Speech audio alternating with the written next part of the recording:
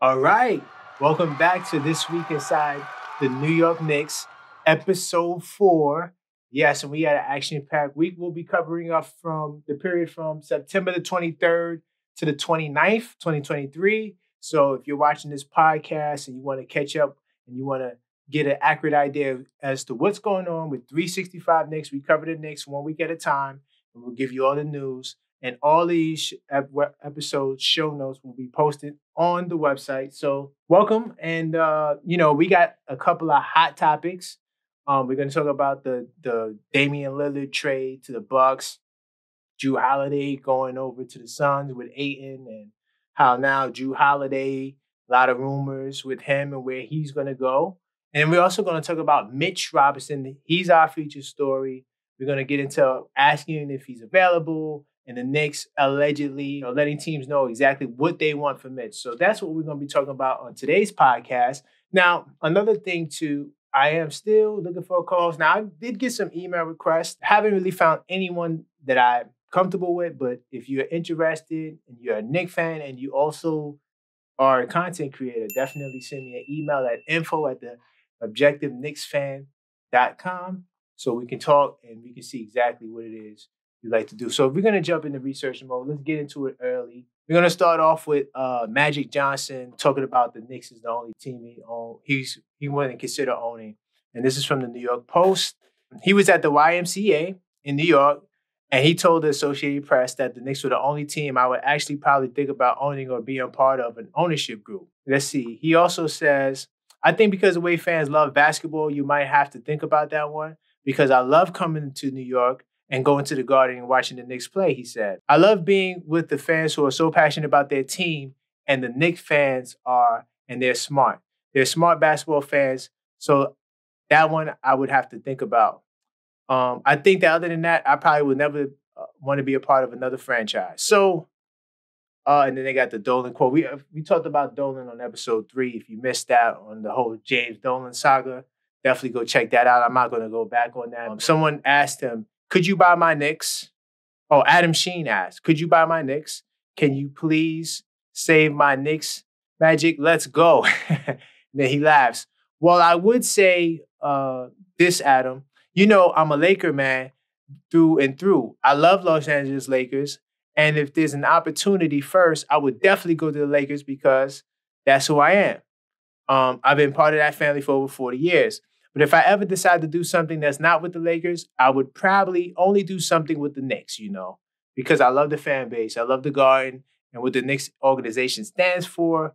But, I'm a Laker through and through. So 2 quotes from Magic talking about, him wanting to own the Knicks. And like I said, I did a big expose in the last episode, but I want to touch on this. To all the Knicks fans out there, James Dolan is our owner. He did not buy the team as like some sort of business venture that he wants to, see a return on investment. No, this team was passed down. And like I said last week and more, James wants to pass the team down to the next heir in the family. Okay? So James is not selling the team. It's counterproductive to ask the owner to sell the team. And, James, he is doing what I always wanted him to do. And that's stay out of the way. That's all we can ask for James Dolan. Stay out of the way. And he's been doing that. So there's no reason to rock the boat and bring in another owner. Okay, so that's the first topic. I also want to jump into the Liberty games. Now, I know the New York Liberty, they separated from the Garden. I know that a lot of fans probably don't care about the Liberty because of that, but they're still the New York Liberty. They didn't become the Brooklyn Liberty. Okay, they didn't completely, shift over to another city or something like that. And they're one of the last 3 remaining teams that are the original teams from '96 that remain today. So you can't really write them off. And like I said in the last episode, they are the best team in New York. So we're covering the Liberty, right? So this was the first game. I didn't watch this game. I watched the last 2 games from the Liberty, and I plan on watching the game 4 on Sunday. But this was game one. The Liberty lost this game. And up until this point in the series, and even game two, Breonna Stewart for the Liberty has been having a bad shooting playoff performance. But she's been doing other things, like she had 2 blocks, 6 rebounds, and but she was 7-25 from the field, and she was 0-8 from downtown. And the Liberties lost this game, not just because of her. I mean, they were kind of flat. They didn't really shoot a good percentage from the three. If you look at the box score, but I'm gonna move on to game two. Now, I did watch this game. This game was a really good game. The Liberty were able to pull it out. I managed to take some notes, but this game was different because, well, one, Lenescu and Vandersloot on the money. They got it going. And see, Breonna Stewart once again had a bad shooting night, 3 of 13 from the field. But look at Laney. And Laney got in her bag. So Laney, Vandersloot, and Lenescu have been carrying the Liberty. Those girls have been on the money. I mean, Hayes, now the girl on the Connecticut, Hayes, she's amazing. She had a 30.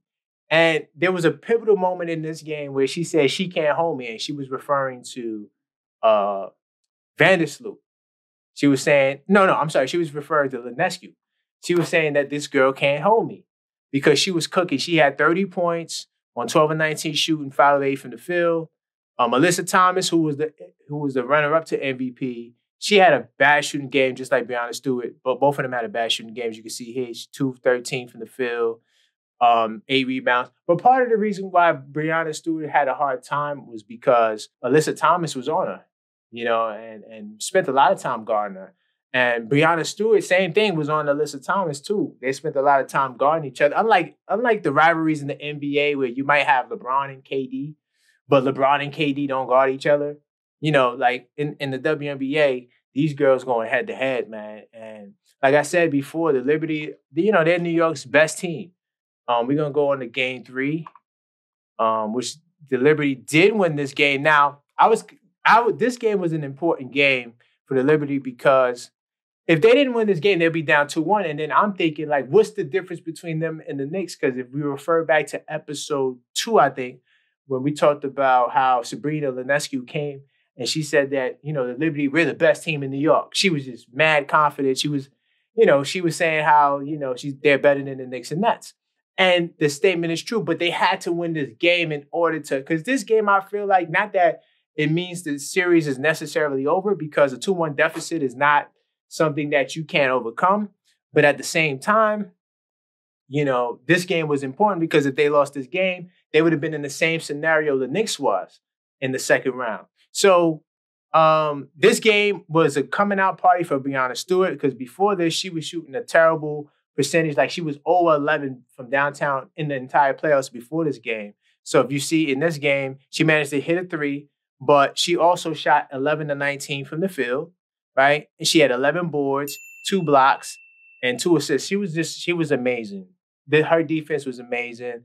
And she once again did a great job defensively, helped, team defense. But look at the other girls. Laney, she's nice, man. 20 points. Her shooting she's one of the best shooters I feel like that I've seen in the WNBA this year. And I haven't watched too much WNBA, but the way she's been shooting in these playoffs is lights out. And Vandersloot, the way she's shooting it as well, she's also lighting it up. She had 12, and then Lenescu 16 and 5. It's solid all around game. And this is my favorite girl right here, Jonquel Jones, 6'6", 215. Let me tell you something. And this might sound crazy because I know we're going to get into a Mitch Robinson topic, but I'm going to say it anyway. Mitch Robinson really needs to model his game after her. If Mitch Rob can play like her,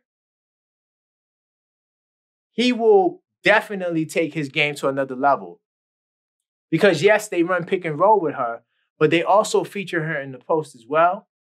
And she crashes the glass. I think she has 5 straight double-doubles in the playoffs. So every game in the playoffs, she's had a double-double. And she's amazing. Jonquel Jones, she is legit. If Mitch can play like her, Mitch can definitely take his game to the next level. And I look forward to seeing that from Mitch Robinson. Anything else from this game?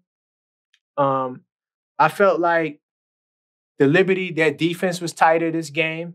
Because in game one, Connecticut, even in game two, Connecticut shot a pretty good percentage from the three-point line. This game, the Liberty, they tightened up their defense.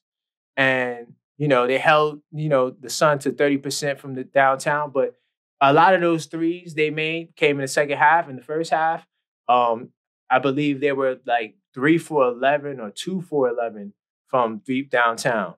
And yeah, the Liberty did a great job, putting the pressure on them, going to Connecticut and getting the W. Salute to the Liberty. Right now is holding true. They got to win on Sunday. I'll be watching that game.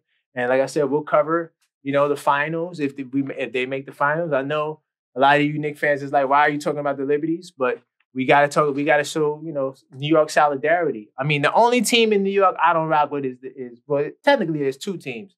Buffalo Bills for sure, because I'm a Jets fan. And, they don't represent the city, New York City.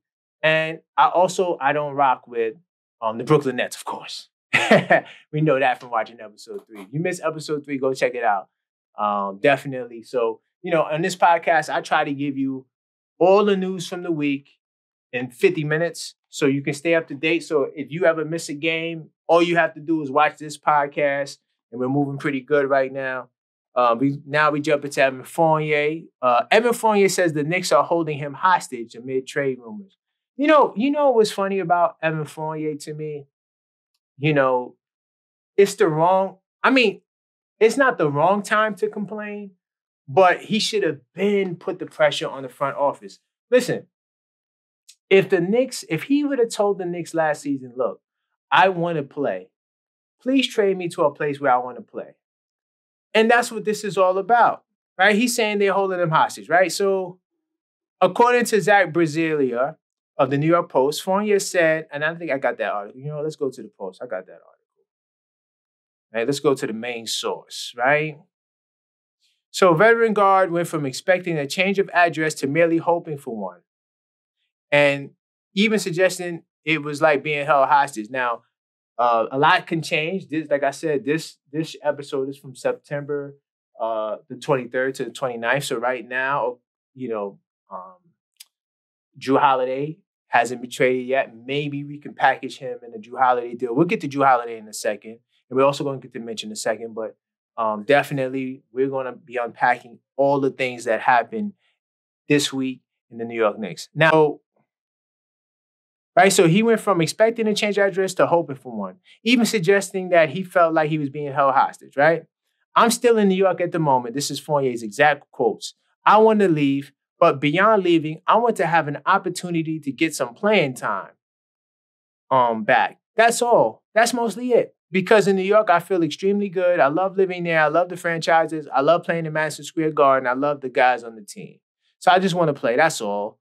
It's true that finding another club, changing franchises, if that's what you have to do, to play again, that's what I would like to do. So, look, if you like being in New York and you love the city, we'll reach out to the Nets. The Nets ain't really got nothing much to trade for. But listen, let me break down this Evan Fournier situation.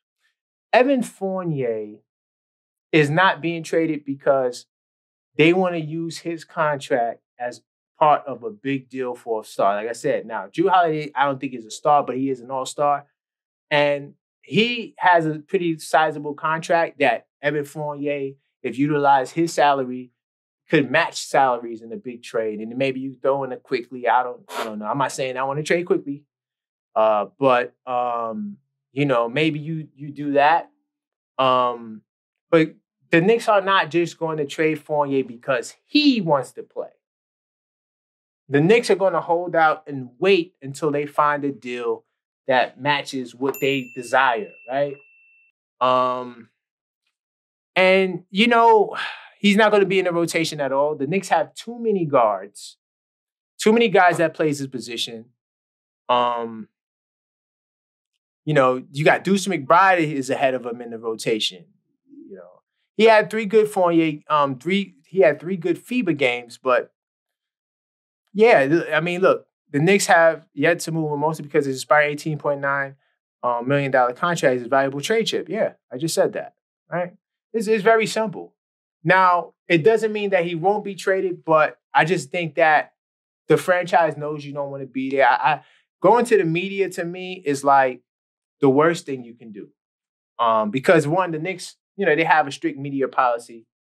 And two, it's like, we already heard you, what are you going to keep crying over spilled milk? I mean, at some point, you're going to have to, deal with the fact that you blew your opportunity to be moved earlier because you wanted to be a part of the team. And now the team is doing what's best for the team. But he will be moved. And, it's new, so we got to change. Yeah, Fournier as an NBA player. Yeah, you don't have no control of the situation. I'm going to do as usual, despite my season on the bench. That didn't stop me from feeling good and really being in shape. I have 1 year left on my contract. I just want to find pleasure again. What frustrates me is not being able to control it. Hey, you're a player on a team under contract. Once you sign the contract, now you have to follow what the team tells you to do. You have to be a part of the program. That's just the way it is. We're going to move forward. That was the Evan Fournier saga. Oh, yeah, more quotes. Yeah, see, that $18.9 million contract, trade chip. He wants 10 to 15 minutes. You're not going to get that on the Knicks. Now, we're going to get to one of our highlight feature stories. Mitchell Robinson, his trading price. So when I first saw this, and I had to speak, I spoke to my dad, actually, who's also a big Knicks fan. He actually explained this to me because when I first saw this, I didn't get why the Knicks were asking, for multiple first-round picks. First off, it's a quote. So following impressive camp last year, Mitch Robinson has apparently solidified himself as a key part of the Knicks' future. That's a fact. And it doesn't appear that the organization will be letting him go easily. I agree with that. While the bloated nature of the current NBA trade market, the Knicks are reportedly looking for multiple first-round picks for their starting center and any potential deals, according to Yahoo Sports' Vincent Goodwill. Now, salute to Vincent Goodwill. How does he know this? I don't know. Maybe, the Knicks PR department reached out and wanted to share that news. But honestly, it doesn't make sense to trade Mitchell Robinson at all. I don't even know why Vincent Goodwill is putting this out there. I mean, teams talk all the time. And we don't know everything that's being discussed. We don't know. We only know what the media tells us was quoted. They got anonymous sources, industry insiders. And I'm not saying these guys are not credible. Don't take that and twist that. But I'm just saying what makes this guy, Vincent Goodwill, a solid source when you don't have anyone from the Knicks organization saying that, I don't know. Yeah, he made the All-Star Jared Allen and budding talent Evan Mobley irrelevant. That's a fact. He dominated the glass, man. I remember Jared Allen, he said that the moment was too big for him.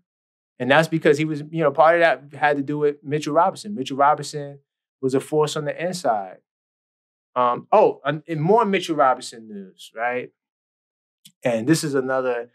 since I like to sometimes link the names together, but this is going in a completely different direction. So just to wrap up on the trade thing, the Knicks are not trading Mitchell Robinson. This guy, Vincent Goodwill, is saying that's what the Knicks want. I don't know. I just don't see Mitch going. I think right now, the Knicks are in trade for a star or all-star mode. Like I said, we're monitoring the Jrue Holiday situation after the Damian Lillard trade. So we're still monitoring that. We don't really know. But I'm going to move on to this aspect here. Mitchell Robinson's trainer makes a passionate plea to Coach Tom Thibodeau. I thought this was interesting because Mitchell Robinson, I just showed you why he should, the Jones girl from the Liberty, why Mitch should model his game after her. I like the way she plays. She gets post touches. She's able to do certain things. She was even hitting threes during the regular season because I seen that she had a decent three-point shooting percent. I'm not saying I want Mitch to shoot threes, but I do want Mitch to be more aggressive on the offensive end, by the basket, hook shots, things of that nature. So His trainer, Marcel Scott, made a passionate plea on Instagram for Knicks coach Thibs to give his clients a license to shoot. So the offseason is officially over. I can say Robinson improved his free throw shooting. Hey, we got to see that too. That was actually, we covered that on one of the earlier podcasts that Mitch on the offseason really needs to improve his free throw shooting. So if that's something that he improved, I do think that, that's going to help him a lot. His athleticism is back from him buying into the pool workouts. Mitch, I didn't know his athleticism left, but okay. Mitch has developed a few go-to moves with his back to the basket. I hope one of them is a hook shot. He has long arms. It'll be hard to block. Please, Coach Thibs, give him that freedom on the offensive end, Scott wrote on his Instagram story on September 27th. So, his trainer is asking for Thibs to give him the opportunity. And then he says, I stand on our offseason work. I'm not begging for nothing. I'm just being respectful to a legendary coach. Please. So, this was the actual, we read it, but this is the actual quote here from the trainer. And, I'm like, what do you guys think? I do think that if Mitch is working on like a hook shot or something on the inside, I do think that especially if the offense becomes too predictable, or if, Jalen Brunson is not on, Jules is not on, the three ball is not falling, try to get the big guys some touches inside. Now, they do run pick and roll. And with RJ and Mitch, it's called the Gotham Lob, right? And that's cool, but you can't do that, too often because teams will be able to sniff it out. And all they'll do is just, cover the roller. They'll just drop off and just make sure you keep a guy on the roller. You know what I'm saying? Very easy to defend. Now, RJ is a threat to score too. That's what makes that Gotham Lob tough to defend, because RJ is also a threat, especially around the basket, to score. So, but you can't run that play every time. I do think if you could give Mitch at least 2 to 3 touches on the inside, where it's like a designated play, 2 to 3 touches, just to have him, touch the ball. He won't be double teamed because no one's ever seen them post up. But I do think that it's worth a shot, But that's our Mitch Robinson news. He's kind of like one of the main news. So now we're going to get into the promotion of Gersson Rosas among the team's decision makers. Now, we covered on the last podcast that there was an opening available and, who was going to get promoted. And it turns out to be this guy, Gersson Rosas. He's going to be pretty much taking over where Scott Perry left. Scott Perry was, in charge of like scouting and things like that, and things of that nature. So it says here, formerly the senior basketball advisor, Rosas will likely assume the decision-making role opened up by the departure of general manager Scott Perry. See, the 45-year-old was still ranked behind Leon Rose, of course, and William Wesley in the Knicks hierarchy, but now has a little his considerable resume and role. The 45-year-old was still ranked behind Leon Rose and William Wesley in the Knicks hierarchy, but now has a title befitting his considerable resume and role. Okay. Now, little insight on his background. Rosas rep, he was part of CAA. So, the Knicks are in bed with CAA. We covered this before. Watch the old episodes, episode 4. So I'm assuming you guys are up to date. But we talked about how CAA is pretty much an agency that's in bed with the Knicks because Leon Rose used to work there, and now his son runs CAA. So a lot of CAA guys are kind of like, I don't want to say favorable to the Knicks, but there's a connection there. So, Rosas reps CAA and has the same agent as Knicks coach Tom Thibodeau. Rose, who had been the co-head of CAA's basketball division before taking over as Knicks president. So, he was an agent, and basically he knows talent, and they're hoping that he can come in and fill in with Scott Perry, because Scott Perry, to me, did a great job scouting. So, we had some holes this year in the front office. I'm a basketball on the court guy. I don't really care about the business side, but what I will say is that, I hope that, this guy can help us with our draft picks and continue the trend that we've been having of drafting good, young, talented players. So now we're gonna talk about Jrue Holiday and the Dame Lillard trade. So if you haven't been living up in the Rock, you know that there was a big deal. Damian Lillard going to the Milwaukee Bucks. And a whole lot of other players, but the main guys in the trade was Dame Lillard going to the Bucks, Jrue Holiday going to the Trailblazers with DeAndre Ayton, and then the Suns getting a whole host of role players and guys to help fill out their rosters, good rotational pieces. They got Nurkic, who's the center. A lot of guys is like really big on Nurkic. My thing is with Nurkic is he's not better than DeAndre Ayton. So I do think he might be a better fit than Ayton because Ayton had more of a desire to get touches, be an option. He wanted a bigger role. I think Nurkic would take whatever role that they want him to take.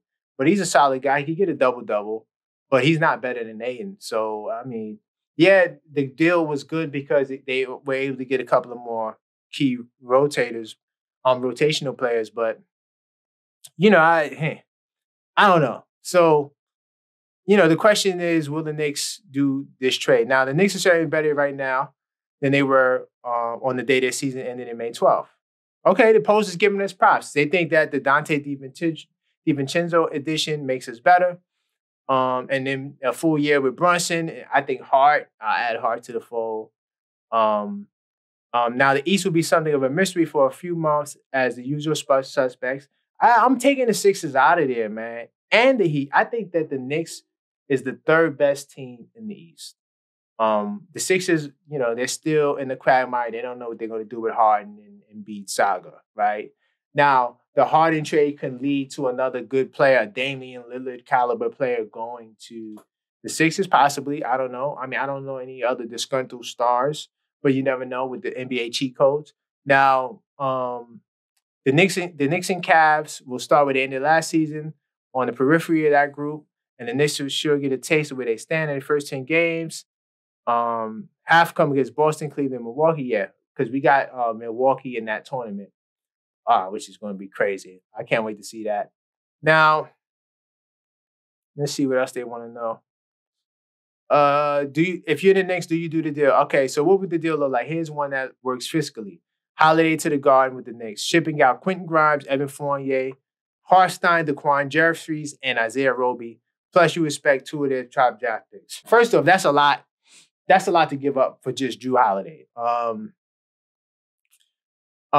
don't like the trade because if you lose Quentin Grimes, now you lose a big guard that can play the 3. Fournier, okay, that we was using his contract as trade bait. Hartstein is your backup center, but you have Jericho Sims. And Roby and Daquan Jeffries, okay, they weren't really guys that were going to be good rotations. But if you do this deal, you're going to be loaded with small guards. You're going to have Brunson, Holiday, Quickly, DiVincenzo. I don't like that deal. I don't like the deal because you're going to have a whole lot of small guards. And then what are you going to do with Quickly, DiVincenzo, and Hart all off your bench? You know what I'm saying? Like, do you do that deal? No, let's move on. I got more.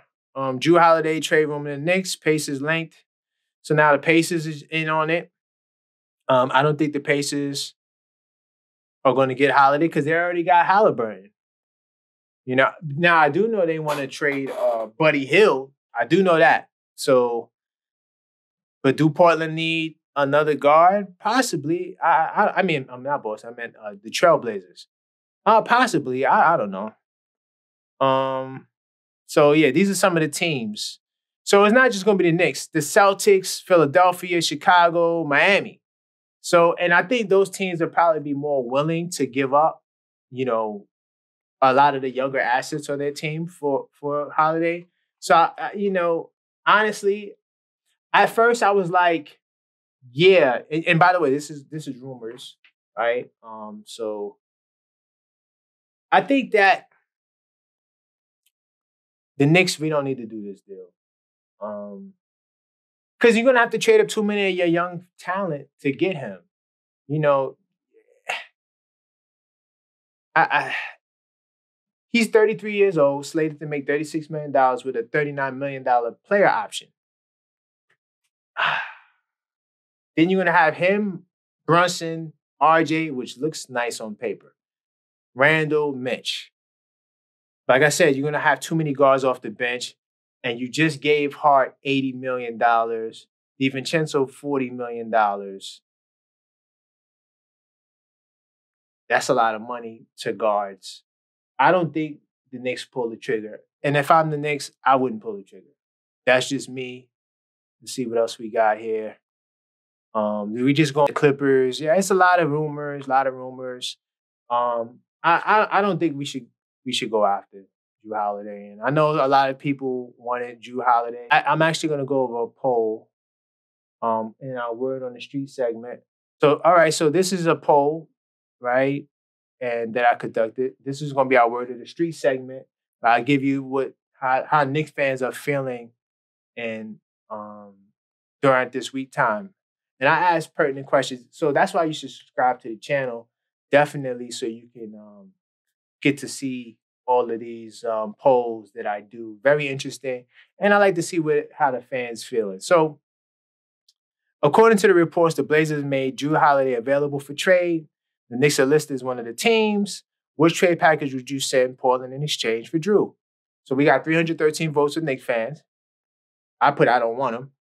But 11% said RJ Barrett. I thought that was interesting because I feel like RJ has a lot of tough critics on this team.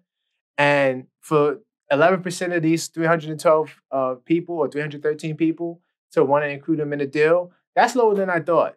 24% say IQ. So IQ got the majority vote in terms of the fans that want to do the trade. Because it's 50-50. So 50% of the fans want to do the trade. 49 don't want to do the trade. But Quickly has the half of that vote. And they want to do other players and picks. So probably a similar package, similar to this one here. With Quentin Grimes, Fournier, Hart. So they want a package like that. They don't want to give up Quickly or RJ. But, I don't want Jrue. And some of you guys are going to be mad over that. I don't care. Maybe he's traded by the time this podcast comes on. I don't care. But I'm going to do the Word on the Street segment now. So I got more polls. I asked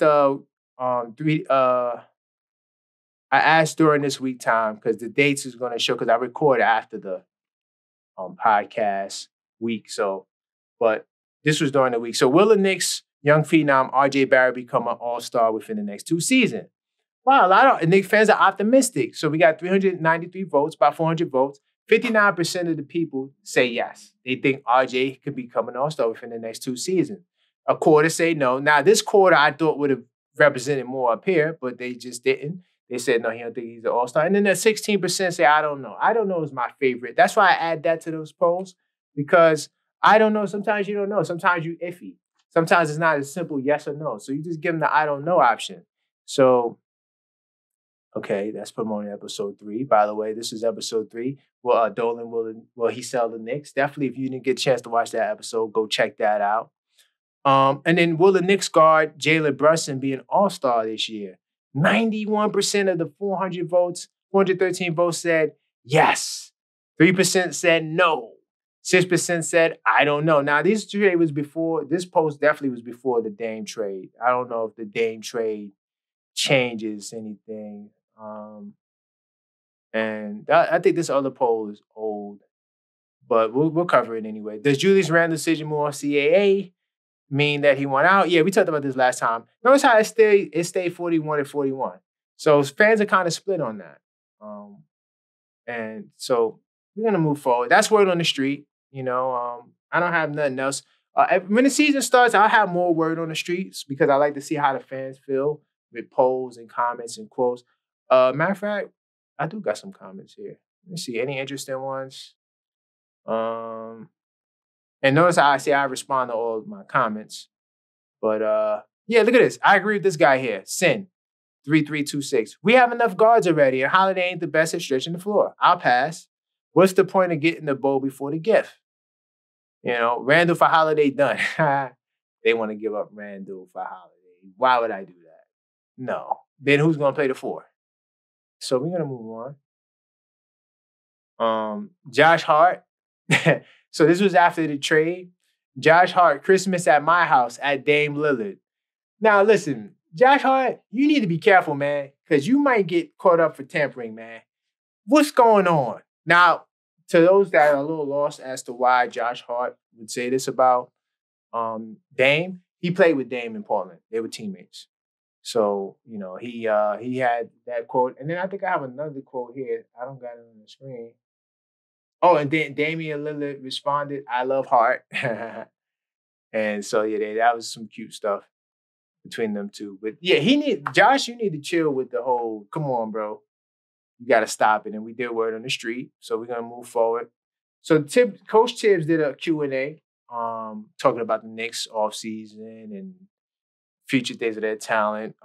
Definitely check. Now, all the sources, like I said, will be on the website, www.theobjectiveknicksfan.com. If you want to read this, I'm just going to highlight some things we could talk about.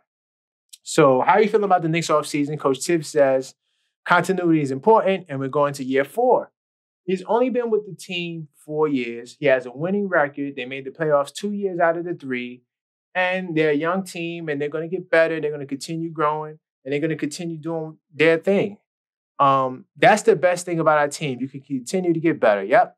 We're looking forward to the development of the guys we do have. Getting experience from last year is very beneficial, but we have to understand it's a new year. We got to start over again.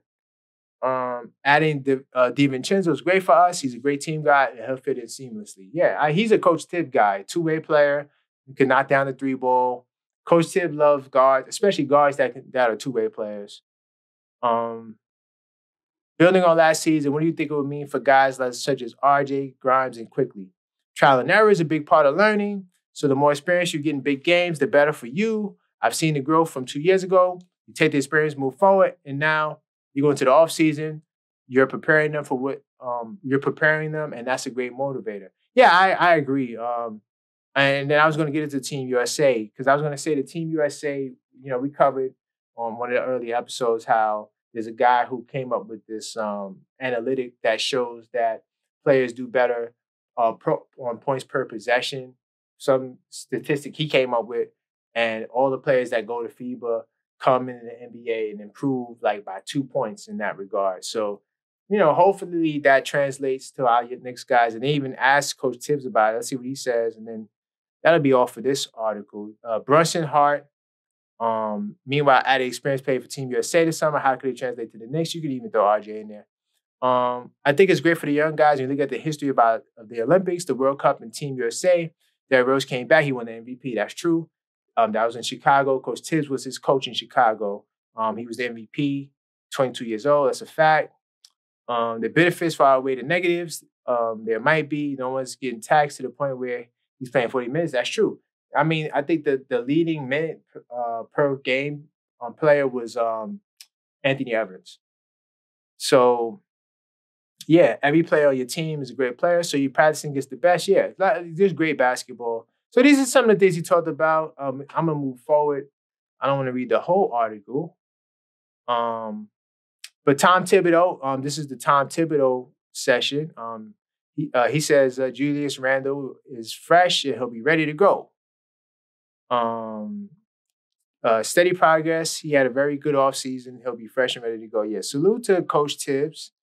You know, show love to Randle. We know Randle's working out because I think it was the last episode of episode 2 where we had the video of Julius Randle, you know, accusing the Knicks coach, Johnny Bryant, of like overtraining him. It was a joke. It wasn't a serious thing. But, you know, Randle is healthy and ready to go. He's ready to rock and roll in training camp. So that's good to know. If you're watching on YouTube or whatever platform you're on, if it's 5 stars, like, subscribe, all that good stuff.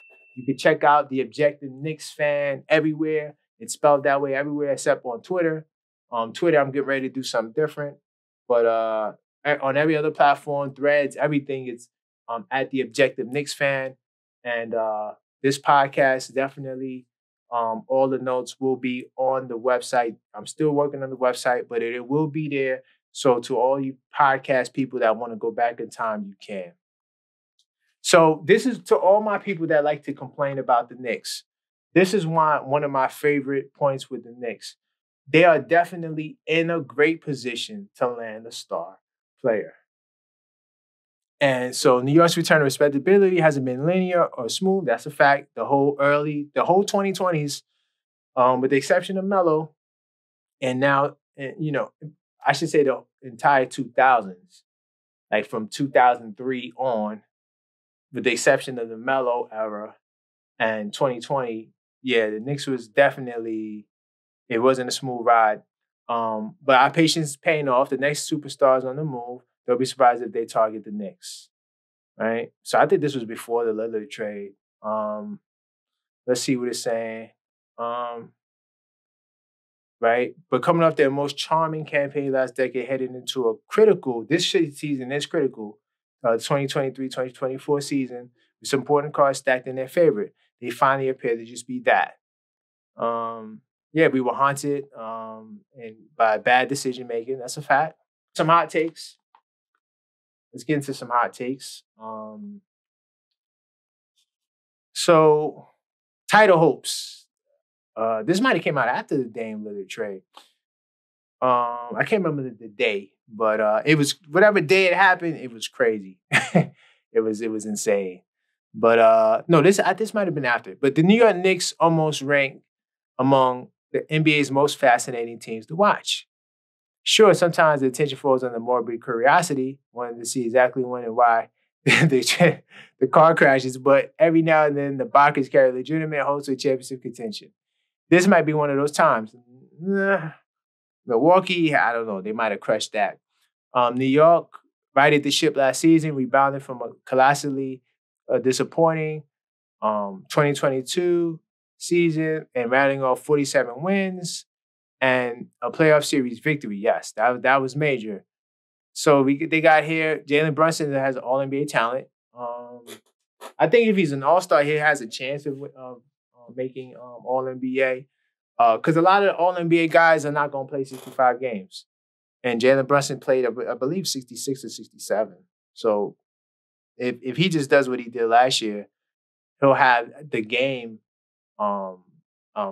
qualification to make sure that he's, an all-NBA player. Now, oh yeah, it says it right here. Yeah, he 68 games. By the time the marathon was finished, he was one of 6 players that averaged 24 and 6 and 2 3-pointers per Basketball Reference. Now I'm gonna tell you something. You see that 24 and 6? He's the only Knick point guard going back to Richie Guerin to average 23 plus 6 assists in Knick history. So yeah, the kid was balling last year. If you thought he was at his peak, though, think again. That was only his first season. And yeah, I agree with that. He's going to do better. R.J. Barrett has already plateaued in New York. Let's read what this is. What are they talking about here? Hopes were sky high when Knicks brought R.J. Barrett to the Big Apple. It's the number 3 pick. Billed as a potential savior before he ever breaking a sweat. No one ever said R.J. Barrett was a potential savior. Nope, no one ever had that. That's not true. That was only 4 years ago, yet it may as well have been a lifetime. While Barrett has hardly been discarded, he's no longer the player tasked with carrying the club. I don't remember him ever being tasked with carrying the club. Now, you could argue the year prior to last year, which would be the 2022 season, where they, in the beginning of the season, they were giving RJ, the most, he was the number 1 option. He was giving the most touches. But that only lasted for like maybe half the season, if that, 20 games, 30 games into the season. Quickly, it became Randall's team. And that wasn't up for debate. So, yeah, they're on there. He still plays a prominent role, but he's forced to fend off any contenders for third billing behind Brunson and Julius Randle. They trying to hate on RJ. I disagree. I think RJ he hasn't plateaued. He's still got room to grow. Knicks can return to the conference semis, but won't go any further. I could respect that pick. Because Boston is known for going to the conference finals, and they always have a great record. So I think it's going to be between them, and especially with the Dame Lillard Bucks. For sure, they're going to be 1 and 2. I got us as number 3. Now, those teams are also known for being kind of injury prone, especially the Celtics. So it's a possibility that a lot of things can happen, and then the Knicks can make a trade for a star player. So, interesting article. If you want to read it in its full entirety, you can. So on Bleacher Report. Why Julius Randle will determine just how far the Knicks will go. Okay. Yeah, I mean, if he's an All-NBA All-Star, we could win 50 games because I think Brunson possibly would be an All-Star too. So all eyes remain on Julius, the 2-time All-Star, coming up strong regular season, shaky postseason because he was hurt. Because look, they say here he went through arthroscopic left ankle surgery. He was badly hurt. Like, what do you expect the guy to do? At his best, Randle is a worthy co-star to Brunson. At his worst, he can hold the Knicks back. I can't see Randle holding the Knicks back because I think he's going to play well. I mean, what's to stop him from averaging this again? 25, 10, and 4. What's to stop him from doing that? I don't really see anything. Maybe health, but he's been healthy. He's been a workhorse. So yeah, I do agree. I do think Randle repeating as an All-Star, All-NBA, definitely will give us a huge boost. And I think Randle also Brunson also becoming an All-Star will matter most. I'm trying to think. I think this is it. You know what? We'll end it on this. Let's see if I got this. So Knicks Jalen Brunson was turned down a Michael Jordan autograph. We'll end it on this. This is a fun note.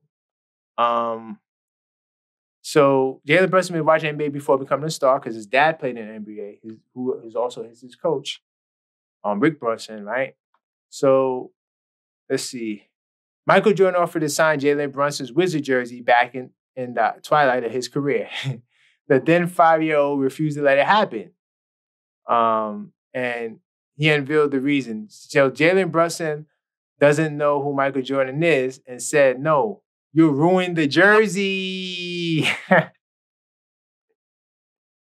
So he could have got an MJ autograph, but didn't because he ruined the jersey. You would have thought he would have said, "Oh, yeah, I'm a Knicks fan." No, because he said he ruined the jersey.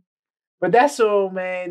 Definitely the season is approaching. So, I think the first exhibition game is October 9th. So we'll probably do some season previews in the next episode. But that's all for this one.